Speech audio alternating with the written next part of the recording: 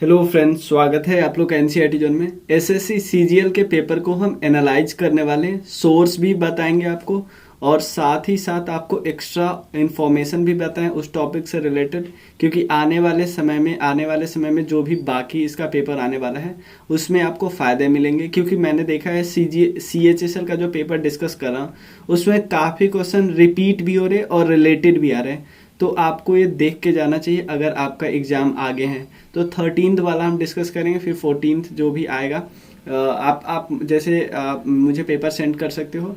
आप Telegram group जरूर join कर लेना। टेलीग्राम ग्रुप का लिंक यहाँ पे होगा। टेलीग्राम ग्रुप जरूर ज्वाइन कर लेना, क्योंकि उससे बहुत कुछ मैं दे देता हूँ। जैसे ये PDF आपको मिल जाएगा इसमें एक्स्ट्रा इन्फॉर्मेशन के साथ। क्लियर, चलिए शुरू करते हैं। अगर आप एनसीईआरटी जोन को कंट्रीब्यूट करना चाहते हो, सहायता करना चाहते हो, तो ज्वाइन कर सकते हो, डायरेक्टली कंट्रीब्यूट कर सकते हो, कोर्स भी ज्वाइन कर सकते हो। चलिए करते हैं हम लोग। फर्स्ट क्वेश्चन है, हु रोट द बुक किताब अल हिंद इन 11th सेंचुरी। किताब अल हिंद एक किताब का नाम है, ये अल बिरूनी का अकाउंट है। अल बिरूनी यहाँ पे आए थे, उनका अकाउंट है। आपको थोड़ा सा पता होना चाहिए अल बिरूनी के बारे में। अल बिरूनी सबसे पहले मैं बताता हूँ, वो ख्वारिज्मी एम्पायर, उज्बेकिस्तान में एक एम्पायर थी ख्वारिज्मी, वहाँ से बिलोंग करते हैं। हुआ क्या, महमूद गजनबी जो गजनी के थे, उन्होंने ख्वारिज्मी पे अटैक कर दिया, ख्वारिज्मी को हरा दिया। वहाँ से वो बहुत सारे स्कॉलर को उठा के ले आए, जिसमें एक था अल बिरूनी। अब देखो क्या हुआ गजनी से। अब जब गजनी इंडिया में आए तो अपने साथ अल बिरूनी को लेके आए थे। अल बिरूनी बहुत समय तक पंजाब वाले एरिया में रहते और वहाँ पे उन्होंने काफ़ी कुछ क्या किया, डिस्कस किया, काफ़ी किताबें लिखी। ठीक है ना। इनकी किताब का नाम है किताब अल हिंद, ये याद रखिएगा। अल बिरूनी को विद्यासागर बोला जाता था, इंडियन हिंदू उनको विद्यासागर बोलते थे। और एक चीज और याद रखना, अल बिरूनी को जब मोहम्मद गजनबी गजनी लाया था तो उनको एक पोस्ट दिया था, जिसका नाम है, पोस्ट का नाम था नजूमी। नजूमी का मतलब होता है एस्ट्रोलॉजर, कि हाथ और देखता है या ऐसे चीज, क्योंकि बहुत ज्यादा नॉलेज था इनके पास। एक चीज और, अल बिरूनी पे एक बार एक क्वेश्चन आया था कि द रियल इंडोलॉजिस्ट कौन थे। फर्स्ट रियल इंडोलॉजिस्ट थे अल बिरूनी। अब ऐसा नहीं कि अल बिरूनी इंडियन सोसाइटी में आए और इंडियन सोसाइटी में एक एक दिन रहे, हर सबसे मिले, उसके बाद इन्होंने फील्ड रिव्यू किया और फिर डेटा कलेक्ट किया। नहीं, ये बस इंडिया में जो भी किताबें थी उस समय से उसको पढ़ के इंडिया के कल्चर को बता रहे थे, कि एक इकट्ठा लिख दिए। तो यानी इंडोलॉजिस्ट थे।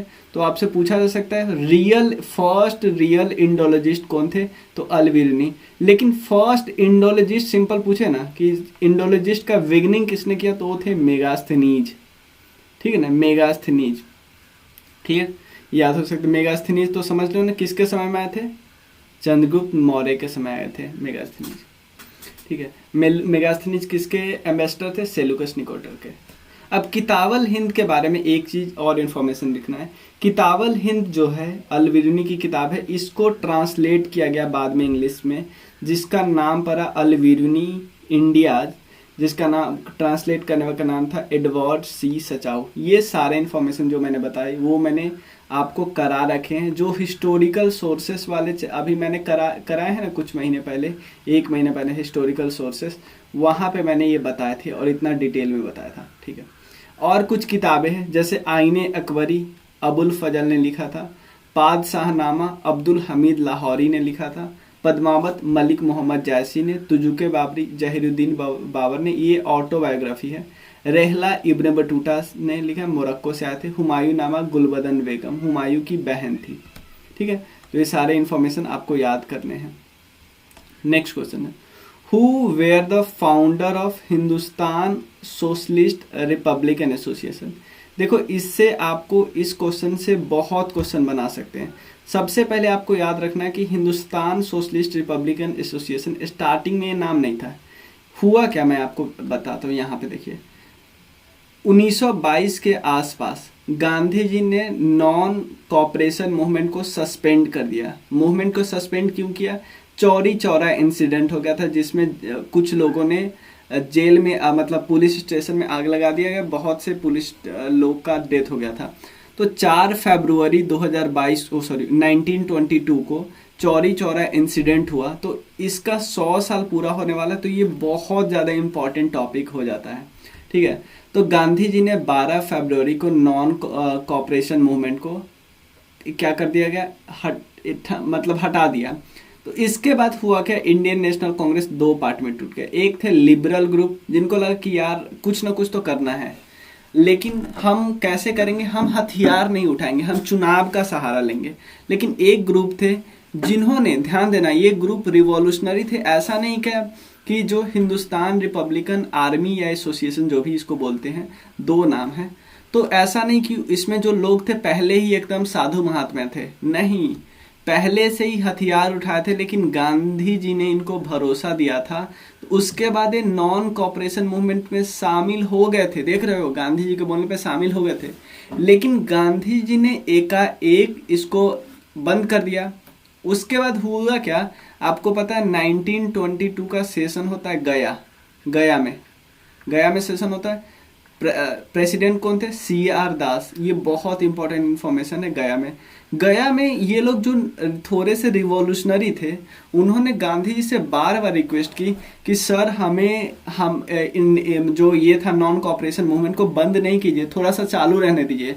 गांधी जी, क्योंकि गांधी जी अहिंसावादी थे, गांधी जी के लिए आइडिया उनका इम्पोर्टेंट था, ठीक है ना, तो गांधी जी ने उनको चालू नहीं किया, इसलिए ये लोग रिवॉल्यूशनरी ग्रुप एक अलग ग्रुप बना लिए, और उस ग्रुप का नाम था, स्टार्टिंग में क्या ग्रुप का नाम था, हिंदुस्तान रिपब्लिकन एसोसिएशन। हुआ क्या, सबसे पहले समझिए, एक अनुशीलन समिति बनाई गई थी, कब, 1902 के आसपास, ध्यान देना, अनुशीलन समिति। इसका मतलब क्या था, इसका दो ब्रांच था।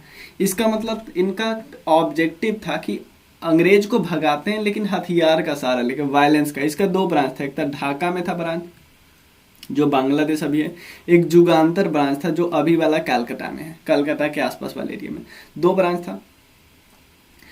इसी का एक नया ब्रांच बनाया गया 1924 के आसपास, हिंदुस्तान रिपब्लिकन एसोसिएशन, जिसके फाउंडर थे सचिंद्र नाथ सान्याल, प्रफुल्ला चंद्र चक्की, नरेंद्र मोहन सोन।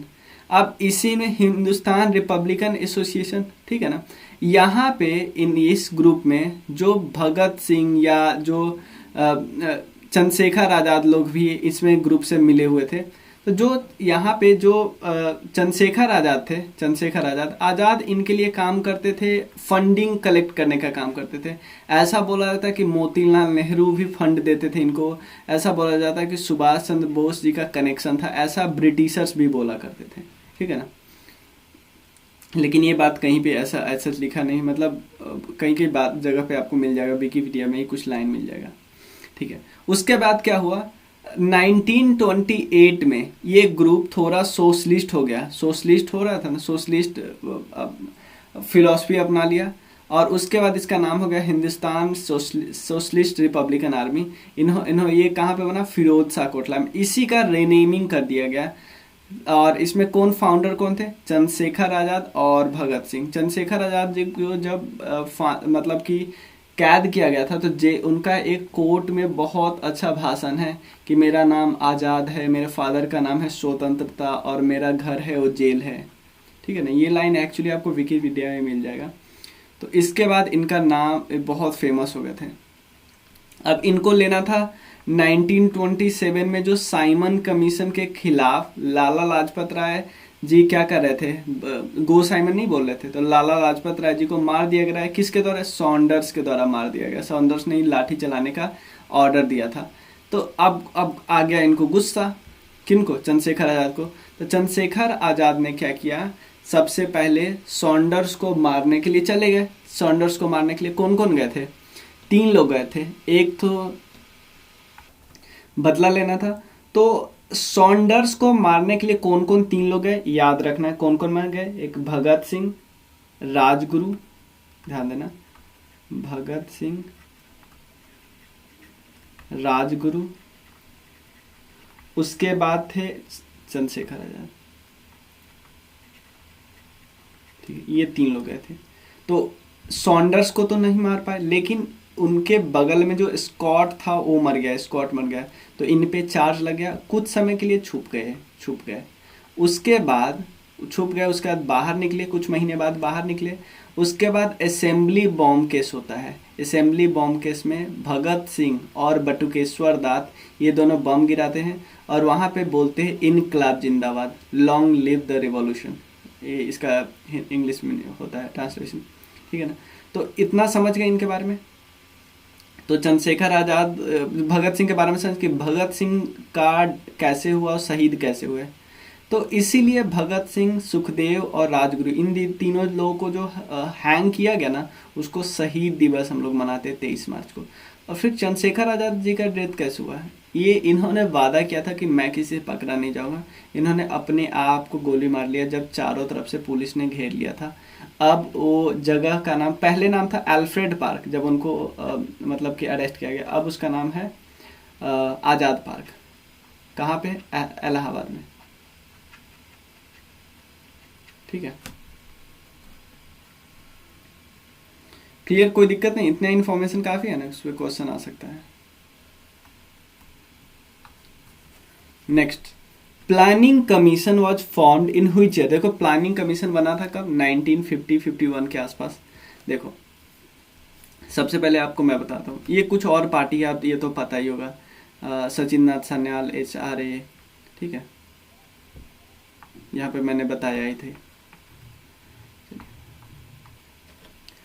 प्लानिंग कमीशन, देखो प्लानिंग कमीशन से भी पहले कुछ और बॉडी थी, जैसे एक M विश्वेश्वरैया ने एक बॉडी बनाया था जिसका नाम था प्लान्ड इकोनॉमी ऑफ इंडिया। उसका नेशनल प्लानिंग कमेटी 1938 में बनाई थी। सुभाष चंद्र बोस की मतलब अध्यक्ष उसके थे जवाहरलाल नेहरू। ये इस सुभाष चंद्र बोस ने इसको प्रमोट किया था। बॉम्बे प्लान ऑब्वियसली 8 इंडस्ट्रियलिस्ट ने बनाया था, ये क्वेश्चन आया था कितनी बार। गांधीयन प्लान गांधी जी ने नहीं बनाया था, श्रीमन नारायण ने बनाया था। ये विलेज इंडस्ट्री, कॉटेज इंडस्ट्री पे फोकस करते थे। Peoples plan MN Roy, Sarvodaya plan Jayaprakash Narayan. उसके बाद बना प्लानिंग कमीशन, बाद में नीति आयोग बन गया 1 जनवरी 2015। Ganeshi Lal is a current governor of which state? किस स्टेट के गवर्नर है? ये उड़ीसा के हैं। अभी CM के हैं नवीन पटनायक, कैपिटल है भुवनेश्वर। फॉर्मेशन कब हुआ? 1 अप्रैल 1936। किस एक्ट के through? Government of India act 1936। किस स्टेट से अलग हुए? बिहार से अलग हुए, ठीक है। चलिए कुछ यहाँ पे देख सकते हो, यहाँ पे उड़ीसा में यहाँ पे चिल्का लेक है, ये इंपॉर्टेंट है। महानदी डेल्टा आपको मिल जाएगा। इसके अलावा यहाँ पे एक रिजर्वायर है जिसका नाम है हीराकुंड रिजर्व। महानदी रिवर यहीं पे गिरती है। महानदी रिवर के पास ही आपको भुवनेश्वर मिल जाएगा, कैपिटल जो है। आपको अगर पूछे महानदी के मुहाने पे कौन है, तो भुवनेश्वर किस रिवर के किनारे है? महानदी है, तो आप बता ही दोगे। उसके अलावा और क्या, जैसे केंद्रापारा, जगदीशपुर, पूरी इंपॉर्टेंट शहर है, ठीक है ना। चिल्का लेक तो हमने कर ही लिया। महानदी के कई सारी ट्रिब्यूटरी है, याद रखिएगा। एक तो ओंग है, इंद्र है, तेल है, ये 3 तो याद कर ही सकते हो। चलिए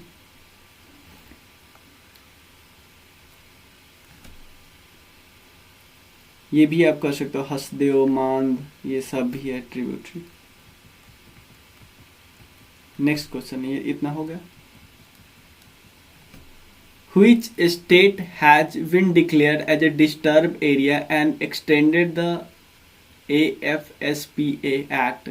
इसके अंदर इसका मतलब होता है आर्म फोर्स, AF, और उसका SPA स्पेशल पावर, SP का मतलब स्पेबल पावर एक्ट। ये 1958 में आया, होम मिनिस्ट्री के अंदर आता है। होम मिनिस्ट्री किसी पार्ट को क्या कर सकती है? डिस्टर्ब एरिया घोषित कर सकती है, वहाँ पे आर्मी को डिप्लॉय कर सकती है। अभी कितने जगह पे है? अभी है ये इन जगहों पे, उसमें नागालैंड भी है, ठीक है ना। त्रिपुरा में लिफ्ट कर लिया, मिजोरम से लिफ्ट कर दिया गया, पंजाब चंडीगढ़ से लिफ्ट कर दिया गया। मतलब यहाँ ऐसा नहीं कि जहाँ पे लग गया वहाँ पे हमेशा क्लियर होगा, नहीं, लग गया वहाँ पे हटाया भी जा सकते हैं। चलिए, बंधन योजना was first started in which state of India? जब ये स्टार्ट हुआ तो आसाम में स्टार्ट हुआ। मिनिस्ट्री है ट्राइबल अफेयर्स, और जो बॉडी ये काम सब करती है उसका नाम है ट्राइफेड। तो ये काम क्या है? काम है कि आपको पता है फॉरेस्ट में आती है माइनर फॉरेस्ट प्रोड्यूस। अब माइनर फॉरेस्ट प्रोड्यूस जैसे शहद वगैरह और भी कुछ कुछ फ्रूट वगैरह आते हैं। अब उसका देखो माइनर फॉरेस्ट प्रोड्यूस का सिंपल मतलब होता है कि टिम्बर लेस, जैसे ऐसा नहीं कि आप पूरा प्लांट कर दो, इसके अलावा जो भी करते हो ना सब माइनर फॉरेस्ट प्रोड्यूस कहता है। जैसे आप इवन प्लांट के छाल से भी कुछ बना रहे हो दवाई वगैरह, तो भी वो भी माइनर फॉरेस्ट प्रोड्यूस के। उसकी मार्केटिंग करना ताकि जो वन में लोग जो रहते हैं वो अपने लिए धन इकट्ठा कर सके। समझ में है ना, वन के प्रोडक्ट से धन बना सके, इकोनॉमिक कंडीशन ठीक कर सके। ठीक है, ट्राइबल अफेयर जो बॉडी ये करती है वो है ट्राइफेड। ठीक है, ऐसे किया जाता है कि एक छोटा सा केंद्र बना दिया गया, जैसे पहले है कि एक केंद्र बना दिया गया सेल्फ हेल्प ग्रुप टाइप का, और उसमें फिर लोग काम करेंगे, फिर उसको आगे भेजा जाएगा, मार्केटिंग वगैरह किया जाएगा, बहुत कुछ किया जाएगा। ठीक है ना। What is the functional unit of kidney? Nephron होता है, नेफ्रॉन। ठीक है, और किडनी वाटर बैलेंस को भी मेंटेन करने में मदद करता है। और आर्टिफिशियल किडनी लगाया जाता है ना, तो किस प्रिंसिपल्स पे? डायलिसिस प्रिंसिपल पे। कैल्शियम ऑक्जेलेट प्रेजेंट होता है इसमें, ये सब पता है। नर्वस सिस्टम का फंक्शनल यूनिट है न्यूरॉन, लंग्स का एल्वेली, लीवर का लोब्यूल, और डीएनए का होता है जीन। ये तो आसान क्वेश्चन है, एबी डिविलियर्स किस टीम में है? रॉयल चैलेंज बेंगलोर में है। ये अभी लिख सकते हैं 2020 का विनर कौन है? मुंबई इंडियंस, सीएसके को हरा के। ऑरेंज कैप केएल राहुल के, जो रवाडा है साउथ अफ्रीका वाला, उसको पर्पल कप मिला। ऑरेंज कप मिलता है सबसे ज़्यादा रन बनाने पे, ये विकेट लेने पे। Electron volt is the unit of, electron volt energy है, यूनिट का मतलब एनर्जी का यूनिट है। ठीक है ना। 1 इलेक्ट्रोवोल्ट होता है, याद कर लो, 1.602 इंटू 10 - 19 जूल। ठीक है ना। Dayanand Saraswati founded which organisation? Arya Samaj का फॉर्मेशन किया था मुंबई में 1875 में। इसके अलावा आप कुछ और ऑर्गेनाइजेशन का फाउंडेशन याद कर सकते हैं, लेकिन उससे पहले मैं दयानंद सरस्वती को बता दूं। एक बार क्वेश्चन आया था कि इनका मूल नाम क्या है। ऑब्वियसली मूल नाम मूल शंकर ही है। ठीक है, मूल शंकर तिवारी, ये आपको पता होना चाहिए। और उसके अलावा इनका लास्ट में डेथ हो गया था 1883 के आसपास, जब ये 59 साल के थे। ठीक है, और बहुत सारे ऑर्गेनाइजेशन 1875 में इन्होंने क्या बनाया था? आर्य समाज। ठीक है, कहीं कहीं पे ये डेट अलग भी मिल सकती है, इवन 6-7 अप्रैल भी मिल सकती है। ठीक है, कुछ और ऑर्गेनाइजेशन का नाम आप लोग याद कर सकते हैं, जैसे आप लोग याद कर सकते हैं ब्राह्मो समाज का, राजा राम मोहन राय बनाया था 1828 में। ब्राह्मो समाज। उसका धर्म सभा की बात कर सकते हैं, राधा कांत देव। तत्तावधनी सभा का है देवेंद्रनाथ टैगोर। उसके बाद आप याद कर सकते हो ब्राह्मो समाज ऑफ इंडिया, इसके कौन है? केशव चंद्र सेन। प्रार्थना समाज का आत्माराम पांडुरंग। ये सब आप थोड़ा ध्यान दे सकते हो। एक तो स्वामी दयानंद सरस्वती वाला हो ही गया। ठीक है, इतना ही कर ले वही काफी है। और राधा कृष्ण मिशन तो हमें पता ही है, sorry Ramakrishna mission. Who become the PM of India after Morarji Desai? Morarji Desai के बाद कौन बनते पीएम? चौधरी चरण सिंह। और इनका पीएम टेन्योर कितना था? 77 से 79 था। 5th पीएम थे, पहले नॉन कांग्रेस पीएम थे। ठीक है ना। भारत रत्न एंड निशान पाकिस्तान, दोनों अवार्ड ये पहले थे, इनको दोनों अवार्ड मिला था। वन सेक, ये जो सारे इन्फॉर्मेशन है वो लिखे हुए हैं किनके बारे में? मोरारजी देसाई के बारे में, ये ध्यान रखिएगा। ये चौधरी चरण सिंह जी के बारे में नहीं लिखा हुआ, क्योंकि पहले यही बने थे ना, उसके बाद बने थे चौधरी चरण सिंह। आप खुद सोचो, चौधरी चरण सिंह जी को एक नाम बहुत इंपॉर्टेंट बोला जाता है, पीजेंट के तो ये मसीहा थे। ठीक है,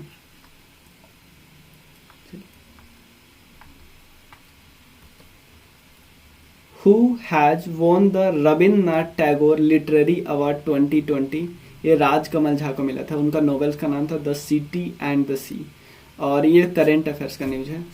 ठीक है, इसलिए आपको रविन्द्रनाथ टैगोर जी के बारे में आपको पता होना चाहिए। उनको मिला था गीतांजलि के लिए नोबेल प्राइज 1913 में। पहले नॉन यूरोपियन थे, मतलब एशियन थे पहले। और एक और चीज याद रखना है, ये इनका एज सच ज़्यादा बहुत इम्पोर्टेंट रोल नहीं था जो हमारा फ्रीडम मूवमेंट में, बहुत ज़्यादा नहीं था। लेकिन जो 1913 में 1913 में जालियांवाला बाग हत्याकांड हुआ था ना, उस समय इन्होंने अपना नाइटहुड त्याग दिया था। नाइटहुड एक ऐसी उपाधि होती है जो ब्रिटिश क्वीन के द्वारा दिया जाती है, ठीक है। To increase the internet speed which scheme is launch, PM WANI scheme launch किया गया है, ठीक है। ये फुल फॉर्म है, पीएम बानी का फुल फॉर्म है public WiFi access network interface. Launch किया गया दिसंबर 2020 में, लॉन्च किया गया डिपार्टमेंट ऑफ टेलीकम्युनिकेशन, ठीक है। नेक्स्ट है, where is Siju bird sanctuary located. Siju bird sanctuary कहाँ पे लोकेटेड है? मेघालय में, ठीक है ना, मेघालय में। और आपको पता है मेघालय से कौन कौन से बॉर्डर बनाता है? इधर नीचे है बांग्लादेश और ऊपर है आसाम, ये ध्यान रखिएगा। और उसके अलावा सलीम अली वर्ड सेंचुरी कहाँ पे है? तो गोवा में हमें पता है। चित्रौदी वर्ड सेंचुरी कहाँ है? तमिलनाडु में, ये भी वर्ड सेंचुरी है। हरिके लेक वर्ड सेंचुरी है पंजाब में। केओलादो नेशनल पार्क है राजस्थान में। यहाँ हर जगह पे बर्ड आती है, इवन केओलादो के नेशनल पार्क में। हरिके आपको पता ही होगा, जहाँ पे ब्यास रिवर और सतलज रिवर आके मिलती है, ठीक है। बहुत सारे इवन जब मैं स्टेट स्पेशल करा रहा हूँ उसमें अब आसाम आने वाला है और मेरा मन है नेक्स्ट उड़ीसा करूँ, उड़ीसा को करना है। उसके बाद आप बताना कौन सा करना है। तो चंदन यात्रा फेस्टिवल, तो फेस्टिवल वाले पे मुझे स्पेशल फोकस देना है। अब जो भी मैं नेक्स्ट कुछ वीडियो बनाएगा, स्टेट स्पेशल कंप्लीट हो जाएगा तो उसमें तो सारा फेस्टिवल हो ही जाएगा, नहीं तो एक फेस्टिवल रिलेटेड वीडियो भी बनाएंगे। फेस्टिवल, डांस, म्यूजिक और टेम्पल, आर्ट एंड कल्चर पे अभी कराना बाकी है। चंदन यात्रा फेस्टिवल कहाँ पे सेलिब्रेट किया जाता है? उड़ीसा के जगन्नाथपुरी फेस्टिवल में। कुछ और फेस्टिवल के नाम है, जैसे आसाम मैंने कराना है तो उसमें अम्बुबाची मेला बहुत इंपॉर्टेंट फेस्टिवल है। बिहुआ बिहार में फेस्टिवल है। बस्तर दशहरा, ऑब्वियसली बस्तर एक सिटी है, कहाँ पे? छत्तीसगढ़ में। मंदो गोवा, रोहिणी झारखंड, ये सब फेस्टिवल है कुछ important. Who is the winner of Padma Vibhushan? Padma Vibhushan कितने लोगों को दिया गया? 7 लोगों को दिया गया इस बार। शिंजो आबे को पब्लिक अफेयर्स में, जापान के प्राइम मिनिस्टर थे। एसपी बाला सुब्रमण्यम आर्ट में। मोनापा हेगड़े मेडिसिन में। नरेंद्र सिंह कपानी ये साइंस एंड टेक में। मौलाना बहीउद्दीन खान स्पिरिचुअलिज्म में। श्री बीबी लाल आर्कोलॉजी में। सुदर्शन साहू उड़ीसा के थे, ठीक है। Which of the following cities is not a part of Western Ghat? इसमें आप ऑप्शन देखोगे तो कोई ना कोई ऐसा ऑप्शन आ जाएगा जो ईस्टर्न घाट का होगा, ठीक है ना। यहाँ पे देखो कुछ, यहाँ पे ऑप्शन देके आपको करना है। ऊटी, महाबलेश्वर, लोनावेला, मुन्नार, कुनूर, बेड़थी, कांडला, ये सब ईस्टर्न घाट में है, तो आपको ये बता दोगे। Whose dimension is same as linear momentum? Linear momentum, देखो हम जब भी वो लिखते हैं क्या करते हैं, डायमेंशन लिखते हैं तो हम 3 चीज पर फोकस करते हैं। MLT पे, mass, length, time. Linear momentum का फॉर्मूला तो होता है ना P equal to mv। m का मतलब होता है मास, v का मतलब होता है वेलोसिटी, ध्यान रखें। और वेलोसिटी को हम ऐसे कर सकते हैं डिस्प्लेसमेंट अपॉन टाइम। तो m mass into velocity displacement है। डिस्प्लेसमेंट यानी कोई लेंथ ही होगा ना, लेंथ, और टाइम नीचे आ जाएगा ना, टाइम। तो MLT माइनस 1, M1 T1, जब कुछ नहीं हो तो 1 होगा, M1 L1 T माइनस 1, ठीक है ना। अब कोई ऐसा हो जिसमें मान लो सिर्फ वेलोसिटी का हमें लिनियर मोमेंटम लिखना हो तो L अपॉन T होगा, तो L T माइनस, तो यहाँ पे ऐसा नहीं M नहीं छोड़ेंगे, M0 किसी पे पावर 0 का मतलब होता है 1, तो M0 L1 T माइनस 1 ऐसे करेंगे, ठीक है। ये देखो एक कप तो आराम से याद कर सकते हो। Thailand open badminton championship women single में कौन जीता? कैरोलिना मैरिन जीता। कुछ आप बैडमिंटन वगैरह कप याद कर सकते हो, ठीक है ना। मेन सिंगल कौन जीता?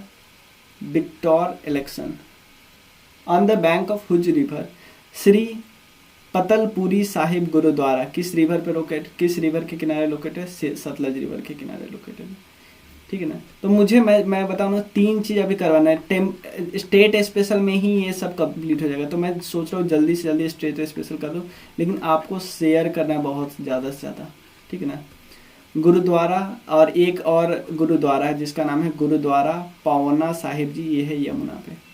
ठीक है। देखो पहले सिख गुरु है गुरु नानक देव, आप हमें पता है, ये फाउंडर है गुरु नानक देव। गुरु का लंगर ये इन्होंने ये स्टार्ट किया था। ठीक है। देखो अगर एक चीज गांधी जी भी बोलते थे कि अगर कास्ट सिस्टम पे अटैक करना है तो गांधी जी भी लंगर का सहारा लेते थे कि अगर साथ खाना जाए, साथ खाया जाए, कि अगर साथ खाया जाएगा, खाना खाया जाएगा तो इससे कास्ट सिस्टम पे बहुत अटैक होगा, क्योंकि इससे अनटचेबिलिटी वगैरह जो होती है वो काफ़ी दूर जाएगी। और एक और है, किसी बहुत सारे लोगों बोलते हैं कि इंटर कास्ट मैरिज, अगर इंटर कास्ट मैरिज और इवन जो लंगर होने लगे, साथ खाने वाला आने लगे, तो कास्ट सिस्टम पे बहुत ज़्यादा अटैक होगा। ठीक है। Attack in the sense destroy होना शुरू हो जाएगा। उसके बाद नेक्स्ट गुरु थे गुरु अंगद देव, उन्होंने गुरुमुखी स्टार्ट की थी, जो पंजाब रिटन स्क्रिप्ट के फॉर्म में है, गुरुमुखी आपसे पूछा जा सकता है। उसके बाद आप याद कर सकते हो गोल्डन टेम्पल किसने स्टार्ट किया? गुरु रामदास जी ने, ये भी आप याद कर सकते हो। ठीक है। कुछ गुरु के बारे में आप याद कर सकते हैं। उसके बाद आप लास्ट गुरु के बारे में याद कर सकते हैं, गुरु गोविंद सिंह जी, इन्होंने खालसा को क्रिएट किया। ठीक है। ठीक है। उसके बाद यहाँ पे how many digit are there UTR number of RTGS, इसमें 22 नंबर होते हैं। ये हम इकोनॉमी में करेंट अफेयर्स देखो तो ये मिल ही जाएगा। Who is the new chair of man of veterinary council of India, ये करेंट अफेयर्स में जो पर्सन इन न्यूज नहीं आते वो उमेश चंद शर्मा ये है। सेकेंड राउंड टेबल कॉन्फ्रेंस, देखो पहले राउंड टेबल कॉन्फ्रेंस में इंडियन नेशनल कांग्रेस ने नहीं लिया, थर्ड में नहीं लिया। देखो सेकेंड में एक इरविन पैक्ट हो गया। हुआ क्या, 1930 के आसपास में हमने CDM स्टार्ट कर दिया। CDM स्टार्ट करने से पहले जो उस समय के गवर्नर वायसरॉय थे, उनको हमने एक, गांधी जी ने 11 पॉइंट दिए कि आप इनका मान लो। इसमें था कि आप टैक्स कम करो, अपना खर्चा जो इतना आर्मी पे करो उसको कम करो, लेकिन इरविन ने कोई जवाब नहीं दिया। उसके बाद गांधी जी ने CDM स्टार्ट किया। जैसे CDM स्टार्ट किया, बहुत सारे लोगों को जेल में डाल दिया गया। ठीक है ना, जेल में डाल दिया गया। तो हुआ क्या, उसके बाद हुआ क्या कि गांधी ने उसके बाद इरविन मान गए कि एक पैक्ट कर लेते। इरविन के साथ पैक्ट हुआ, और इस पैक्ट में ये भी साइन हुआ कि इरविन के साथ एक पैक्ट हुआ, इसमें ये भी साइन हुआ कि जो लोग, ध्यान देना, जो लोग वायलेंस में शामिल है, वायलेंस में, उसको तो हम छोड़ेंगे नहीं, लेकिन जिसको सीधा अरेस्ट कर लिया उसको छोड़ देंगे। ठीक है ना। तो 1931 में आपको पता है भगत सिंह जी को हैंग किया गया था। तो भगत सिंह जी को ये लोग नहीं छोड़े, क्योंकि इनको लग रहा था कि भगत सिंह जी वायलेंस में शामिल है।